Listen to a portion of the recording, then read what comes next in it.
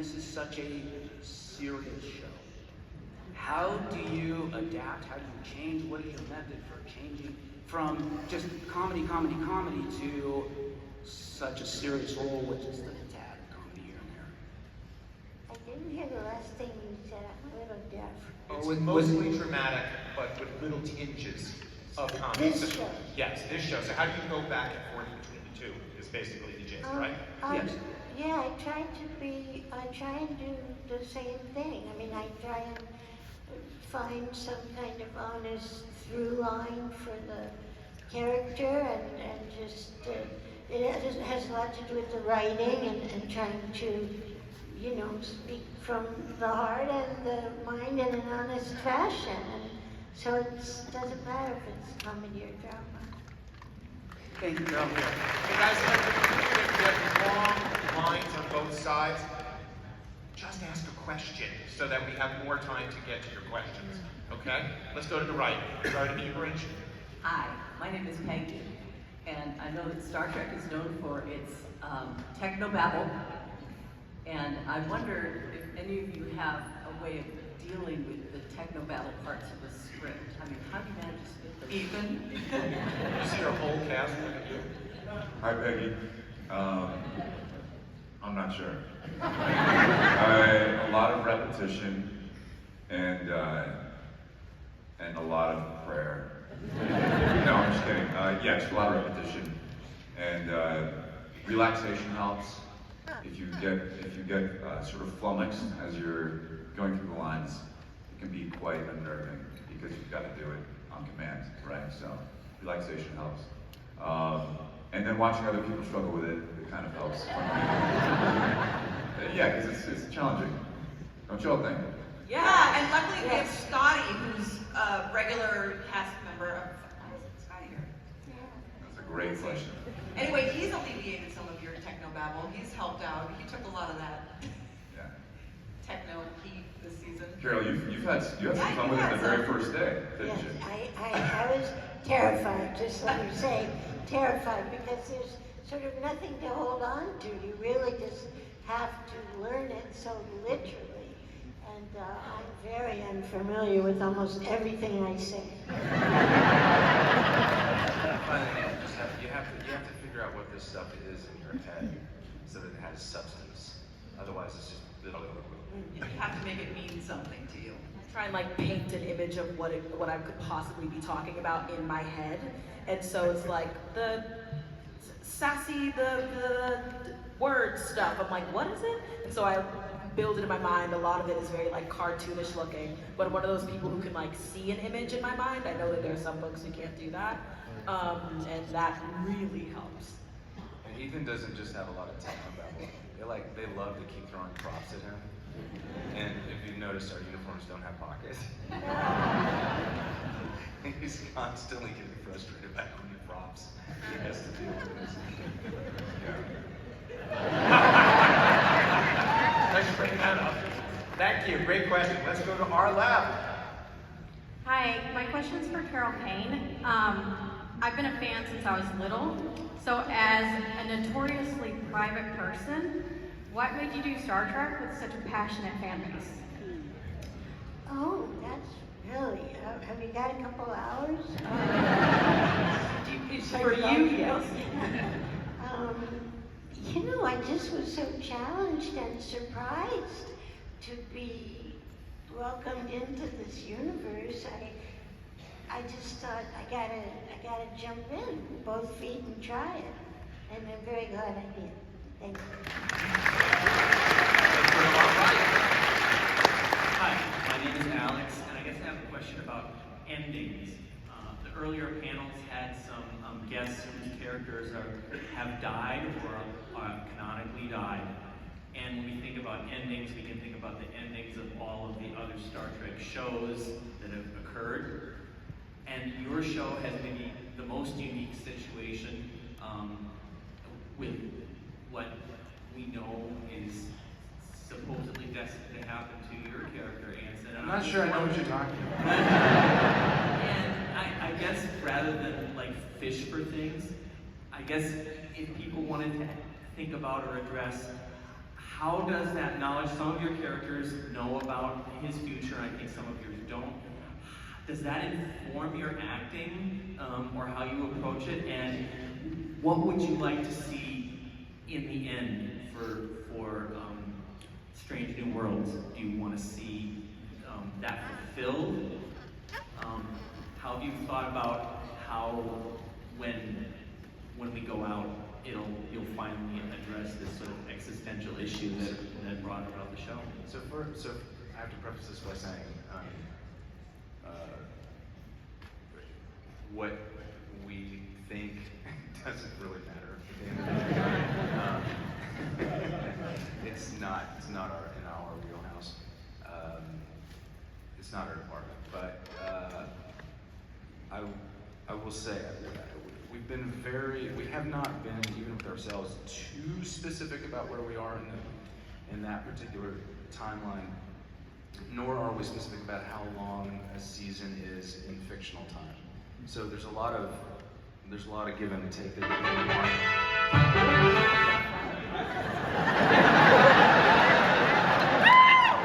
I think I just got fired.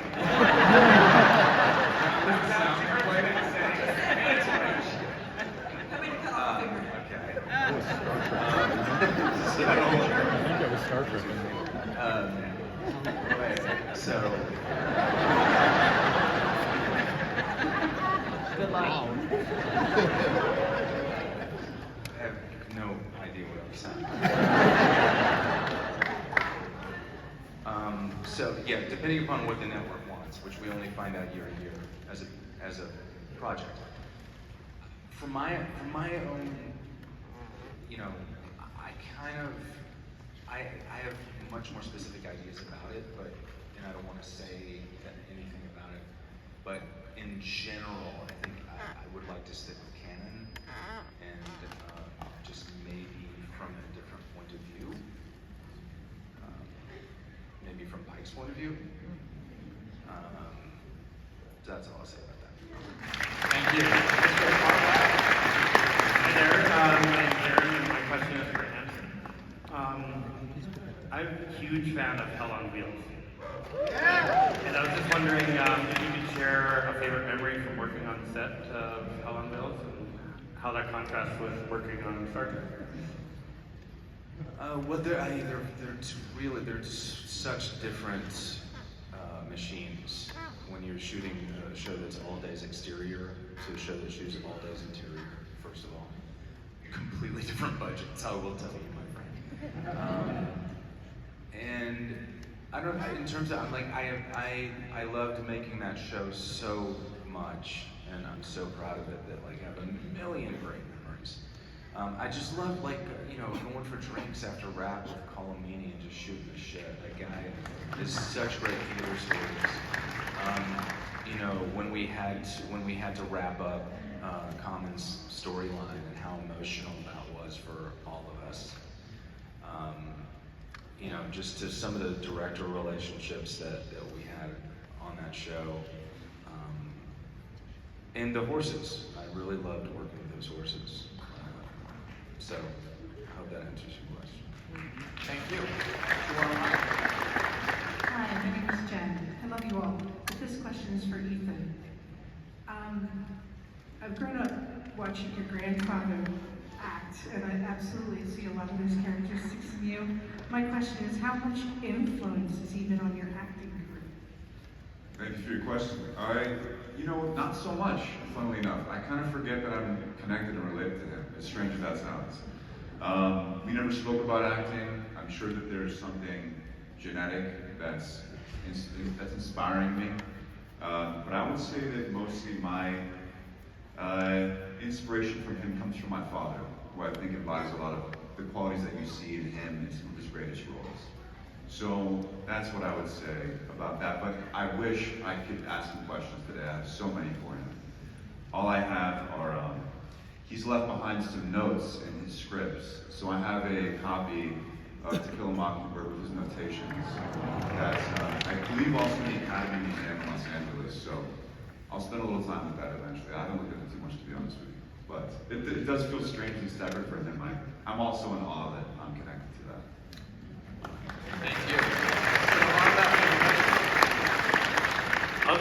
other than Star Trek, are there any sci-fi film shows that you like or are really fond of? Or does it really makes you think? For instance, Close Encounters of the Third Kind really makes you think about the possibility of extraterrestrial life. Yeah, man, I'm huge. Ethan and I are Same. constantly handing each other sci-fi novels throughout the season. By the way, I read the one you gave me, it's really good. Oh, awesome. I think my favorite science fiction film is probably Primer, which was shot for like $15,000. Have you seen it? Time travel movie? Well. Oh, you gotta see it. It's the only movie I've ever watched, and then I immediately watched again with the director's commentary. It's really good. Yeah, I mean, I love science fiction. Starman's jumping to mind because I think I got a lot of inspiration from that performance of Jeff Bridges in Starman, which is phenomenal if you haven't seen it. But yeah, I'm a big like John Carpenter guy, Cronenberg, Paul Verhoeven, all that kind of, Starship Troopers, all the genres. They Live. Yeah. Yeah. For a remake of that movie. I'm trying to do a remake of that movie. Guys, Spaceballs, weird science.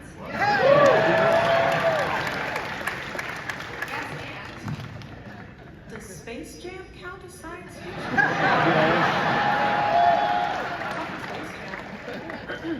Carol, what about you? Have you done any more science fiction? No, You got a future. I said done some thrillers, but then you said, what did you say, Space what? Space Jam, the So animated one? then of course that made me think of Spaceballs, the Mel Brooks. I haven't heard of it, I'd love to see it. X-Men's pretty cool. Very, very cool.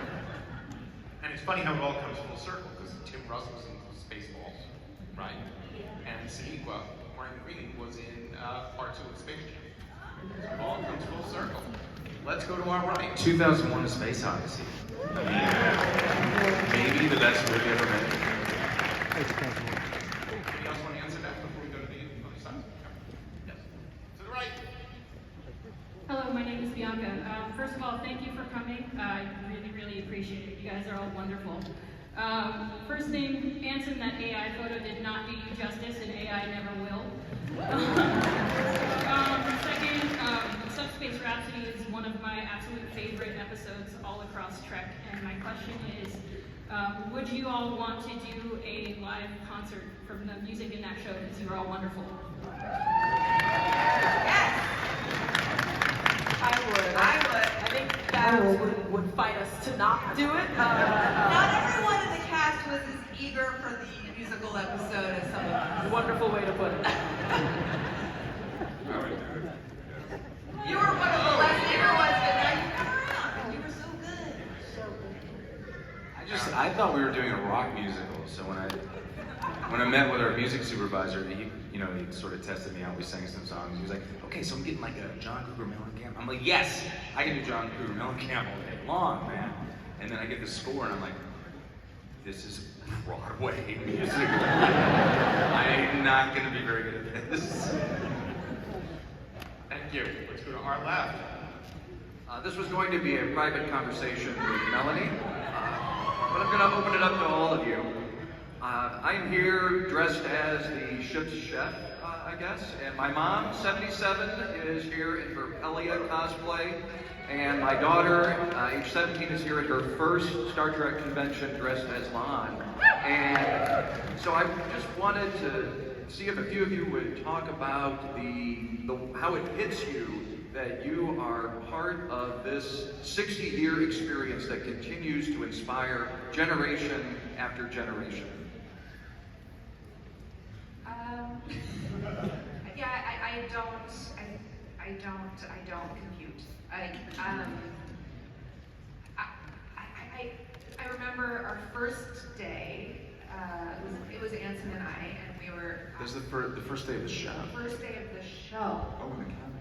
In the cabin, and I was the first one to wear the captain's uniform, and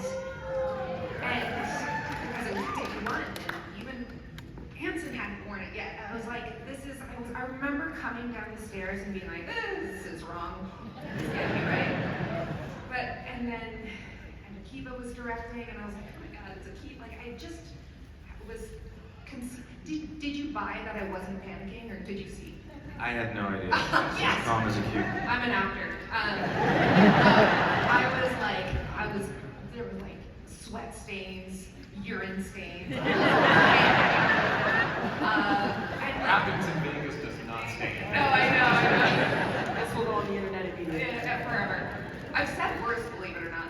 But so yeah, for me, it remains like I'm so honored, and I think furthermore, I couldn't be, not to get just totally cheesy and sappy, but like to feel welcomed by this cast and those who aren't here as well.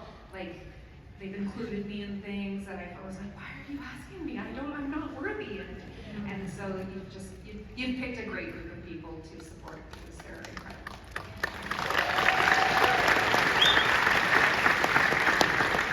All right. Hi guys, my name is Morgan. Thank you so much for being here. So we're all so inspired by you all and your characters and love your portrayal. I'm curious, what is something you've taken away from playing your characters and a trait of your character that you try to emulate?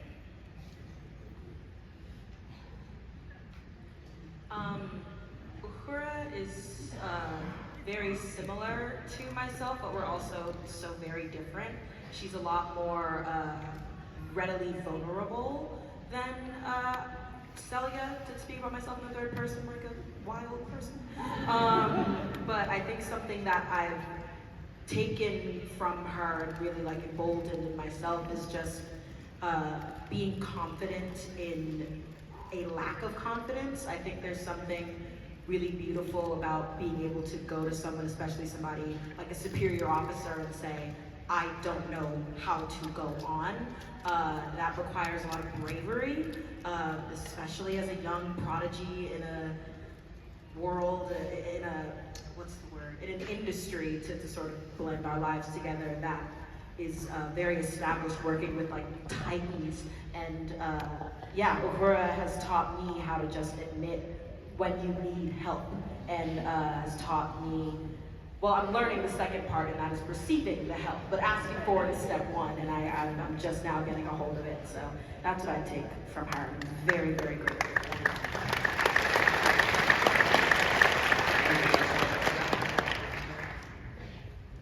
I think Una is such a stickler for protocol and has such a solid work ethic, but also often sometimes is one of the older cast members. Anson and I are given the roles of parenting on the ship to a certain extent. And as a parent of teenage girls, a lot of that crosses over. Take that home with me.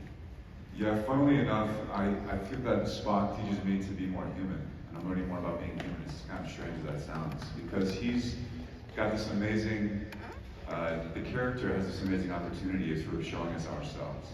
And he's so pure, and has so much integrity, and I really admire him and aspire to be more like him in many ways. But funnily enough, he teaches me about being human more.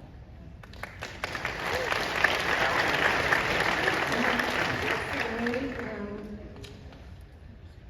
Helia has so much more confidence than I do, and she's never worried about speaking her mind in a very direct fashion, and that's a challenge for me, and I really love that. I really love stretching into that place where she is.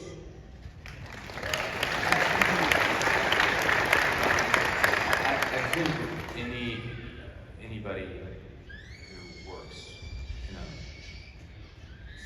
in a chain of command, particularly the military, will tell you that truly great leaders understand that they are actually in a service position, and that you do your job by putting the right people in the right department, and then figuring out how to get them what they need.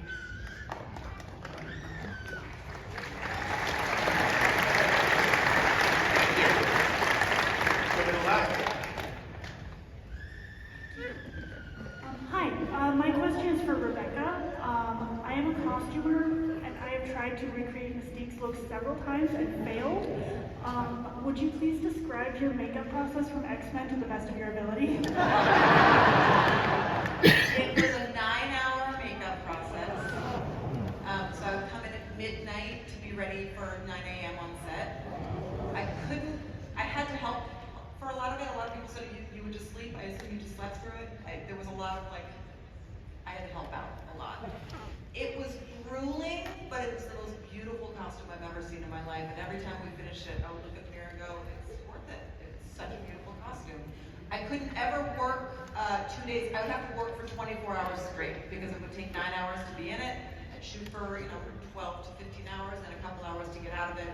But all this, 75% of my body was covered in prosthetics, and I couldn't.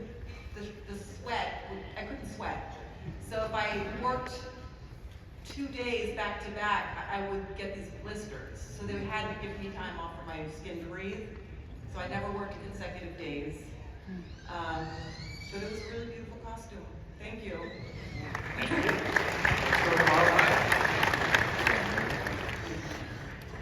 Hi, my name is Lana. This question is for Pelia. On Strange New Worlds, you're an alien that lives a really long time. I don't know if you're familiar with Canon, which was Whoopi Goldberg's character in TNG, and she also lived a really long time. So although this is just for you, if anybody else wants to chime in, you can.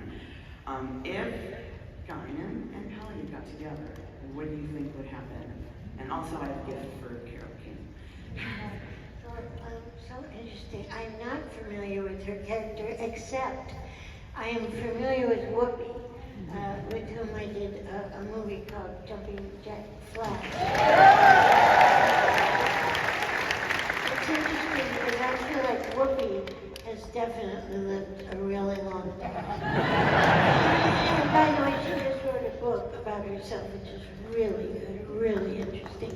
So I feel like she has just such depth and wisdom, Whoopi. She's been here forever, and so I don't know that character, but I imagine there would be an odd balance because she's so profound. Whoopi is.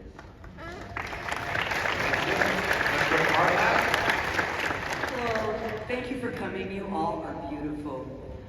This is for Ethan. We know now Spock is loyal to Pike, but Kirk and Spock become brothers eventually. So are we going to begin to see some of that evolution of the friendship between the two? I can't say. Probably. Thank you. Thank you. I will say quickly that I think there's this beautiful notion of love at first sight, and so often it's used to describe romantic love. And I think in the situation in which Uhura introduces Spock and Kirk, there is an occurrence of platonic love at first sight, which I really embrace. I think Paul and I embrace. We have great chemistry, and I can't wait to explore more.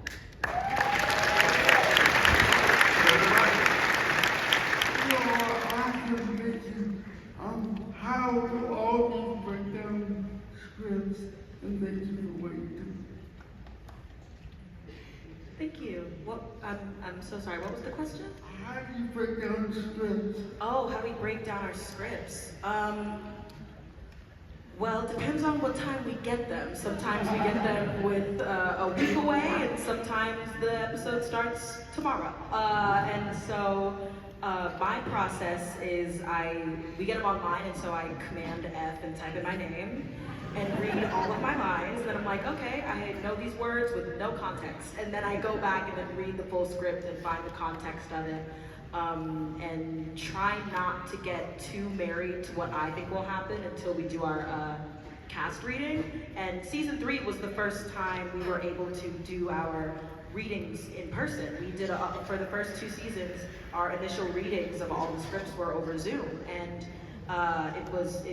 we found a way to make it work. But it is night and day doing it over Zoom versus doing it in person. And so, yeah.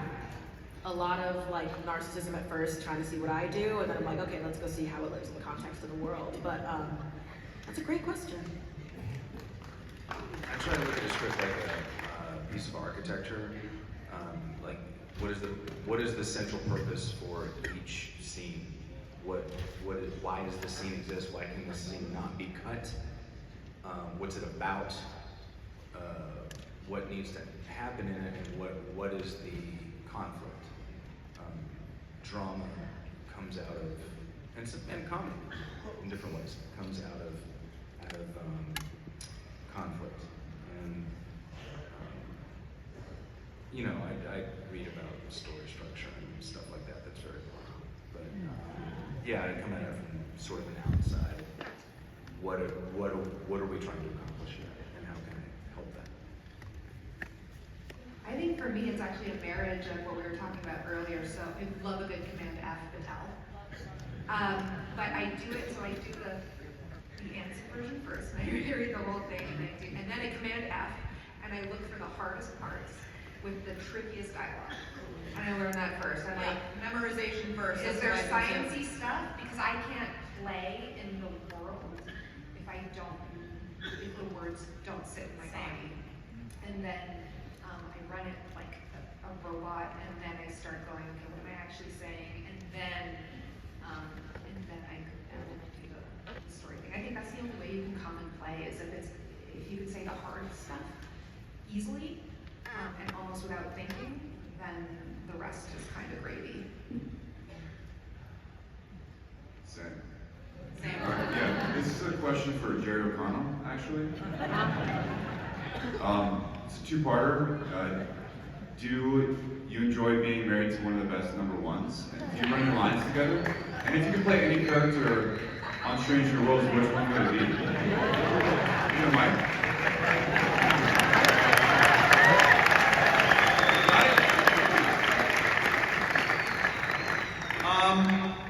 I would normally say Pike, but I gotta get on the road game before I get that height out of my hair. Do we run lines? Yeah, we run a lot of lines. We do it a lot. It's so fun because I get to be on two ships. I get to be on the Cerritos and the Enterprise. It's really, it's a real treat. Love you guys. You're doing great there.